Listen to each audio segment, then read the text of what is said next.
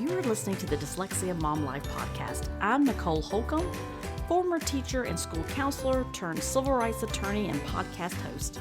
It wasn't that long ago that we learned the reason that our daughter was struggling to learn to read in first grade was dyslexia.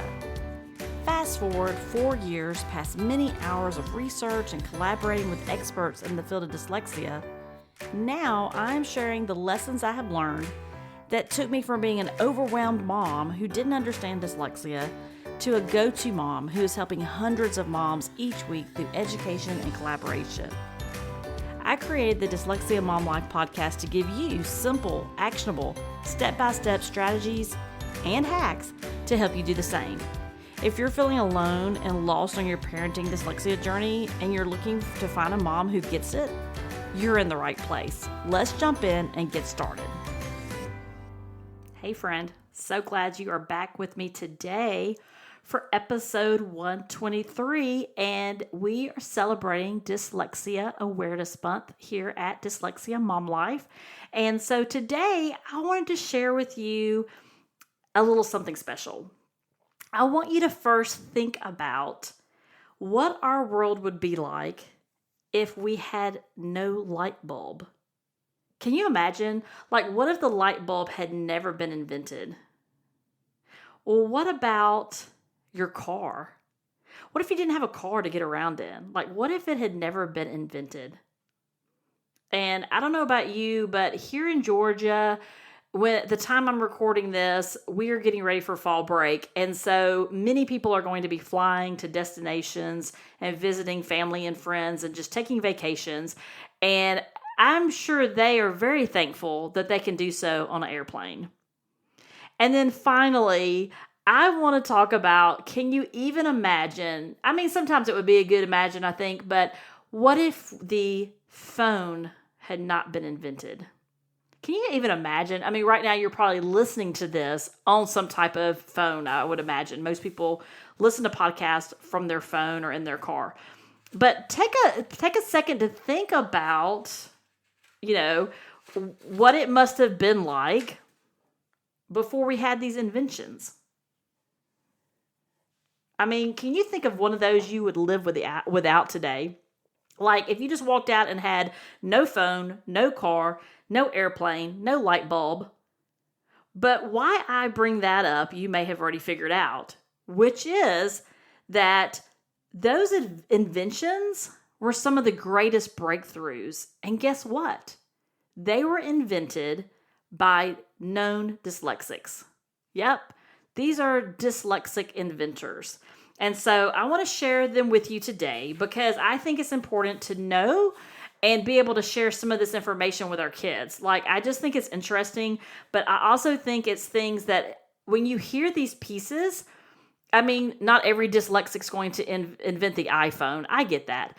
But we're going to talk about in episode 124 how to find and nurture your kiddos' superpower. What are they? What are their strengths?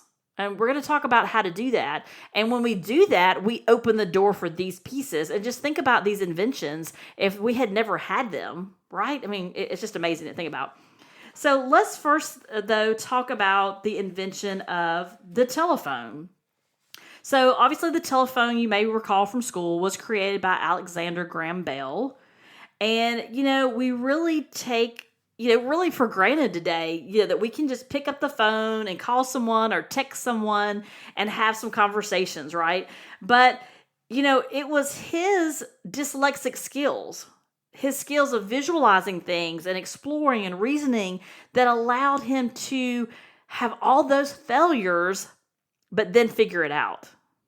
How he was able to figure out an invention, a way to transmit sound over a network of telegraph wires. I mean, I can't even imagine how you even begin to do that.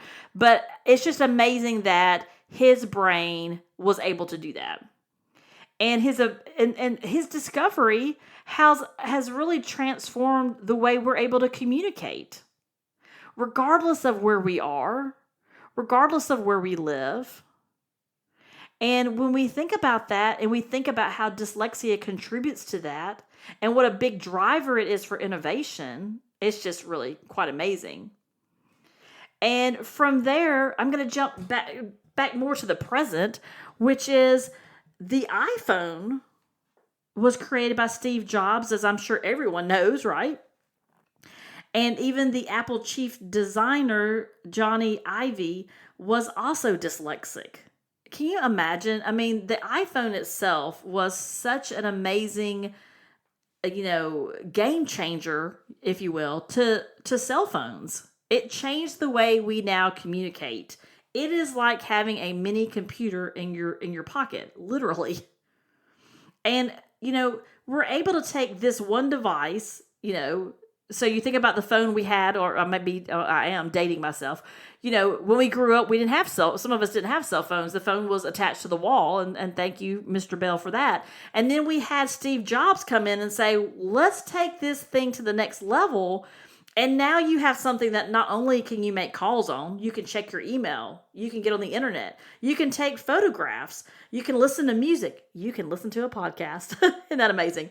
So, but think about Steve Jobs. What a visionary he was, what a vision thinker he was. And he was able to really look at the big ideas and really think outside of the box. And without those dyslexic skills, we wouldn't have the iPhone. So he was able to really take some designs and really look at things from a different perspective. And I just think that's completely amazing where that is today. What about the light bulb? Can you imagine if Thomas Edison had not created the light bulb? He's actually been described as America's most prolific inventor. Did you know that he has 1,093 U.S. patents? Can you imagine I just can't even imagine how his brain worked to have that many inventions and have those many patents under his name. But he had those dyslexic thinking skills. He was an explorer. He had that reasoning and imagining, and he was able to take that light bulb and create this invention that we all take for granted probably now.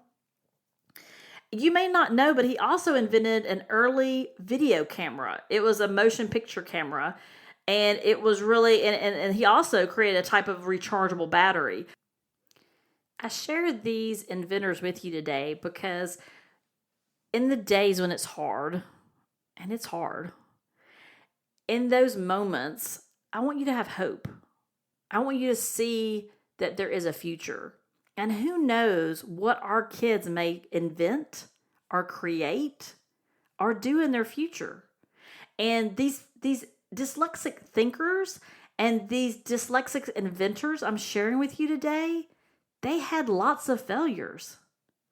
Not just with reading, but failures in figuring it out. That first light bulb didn't work.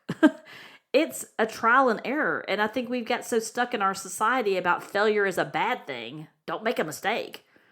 And if you've been here for a minute, you know that's not how I think. That is part of the process of learning. We're going to get things wrong. Great. That didn't work. Let's figure out what does. And that's what these individuals have in common. Let's talk about the car. So the car was created by Henry Ford, and it was a game changer. He was the first one to produce a car in 1908 that completely changed the motor industry. He was the first one to make an automobile that was affordable. And he did that by inventing this assembly line of techniques for mass production. And those are now used everywhere. They're used to create cars. And he used that dyslexic thinking of visualizing and reasoning and imagining that allowed him to be a creative problem solver and to be innovative. So what's interesting, I'll have to share with you a little side note, is recently my daughter and I were watching, what is the show called? I think it's on Netflix. And I think it's Made in a Day. Is it Made in a Day? I think that's what it's called, Made in a Day. Anyway, we were watching it. It was talking about different things that people make in a day. We watched one on guitars and we watched some different things. The reason I bring it up today, though, is we watched one that was how they make a Tesla in a day. And he too still uses an assembly line, but what was amazing about the Tesla is it showed you all the machinery. A lot of it's automated, and how that machinery, molds and stamps out the body pieces, and it's really fascinating if you're interested in that, or your kids might be interested in that. But it's a really we found it to be very interesting. But I say that to say, Henry Ford created the assembly line. There were people working on that, and now we have Tesla, who's taking it to a different level by having these automated machinery. It's really fascinating. You should go watch that. And then finally, the airplane. Yep, the Wright brothers. They were dyslexic. And without that first, powered flying machine in 1903, we might not have airplanes. Can you imagine what that would be like today? And they were able to figure out so many pieces of the mechanics of an airplane and the 3-axis control, and just pieces. If you think about these kids of ours that had those engineering minds, being able to tinker with things and figure things out. So I just want you to keep in mind that there are some amazing things our kids can do. And so in the next episode, that is what I'm going to talk about, how you can identify and nurture that superpower of your amazing dyslexic. And I wanted to share, these 5 dyslexics with you today, these 5 amazing breakthroughs that were made possible by dyslexia. Again, if we think about no phones, no cars, no airplanes, no light bulbs, we take all these things for granted. And what's really neat and cool about these pieces is we have a dyslexic to thank for those. And as you may have even seen recently, LinkedIn has now added a category for dyslexic thinkers or thinking, and many of the larger companies are actually seeking out dyslexics because they recognize, and we've had some amazing people like Richard Branson, who has spoken out about the benefits of a dyslexic brain and being an adult with dyslexia. So I hope that was a little bit of brightness in your day to know that our kids do have the brains and the amazing skills to do things that others can't think about or even start to think of. And so when you think about these dyslexic inventors, can you imagine when Steve Jobs first said, I'm going to make a cell phone that has the internet in it? I mean, or someone said, I'm going to make an airplane and we're going to fly in the air. At the time, I'm sure people thought those things were crazy sounding, right? So when we have little patience with our children, and I've been there, when I wake up and say, Mom, I have this great idea, I know, it's going to be a long day. And I try to nurture those pieces. And I think about there are pieces down the road we don't even know exist yet. So I hope that this little window into Dyslexic Inventors was interesting, and maybe will even help or spark an interest in your house to have some conversations about dyslexics and the amazing things that they all do. And again, I know not every dyslexic is usually successful or makes millions of dollars, but every person is important and every person contributes to things differently. What we don't want to do, or what I don't want to do, is ignore the gifts and the superpowers that my kid has. I want to be able to really hone in on those and nurture those and help her to be whoever it is that she wants to be, right? It's amazing. It's really a lot of fun. All right, so I appreciate you being here today. And if you want to learn more about dyslexia, we have a website, dyslexiamomlife.com, that has all kinds of resources, has links to different podcast episodes. It has resources on there for some freebies. You can grab a copy of Dyslexia, Now What? Talks you through the first 3 things that you can do when you find out your kiddo is dyslexic. And if you want to continue the conversation, I would love to chat with you. So if you would jump over to Dyslexia Mom Life podcast community. We have a private Facebook group, and we have a couple of hundred people in there. And so it's still sort of small and cozy, and it's nice. It's a supportive place where you can come in and ask questions, share resources, and, just have a nice group of moms that get it, that can be there to support you and that you can have conversations with. So I hope you will join me over there. I look forward to getting to know you better, and I hope you have a fantastic day. And don't forget, you got this, and I am here if you need me. Have a fantastic day.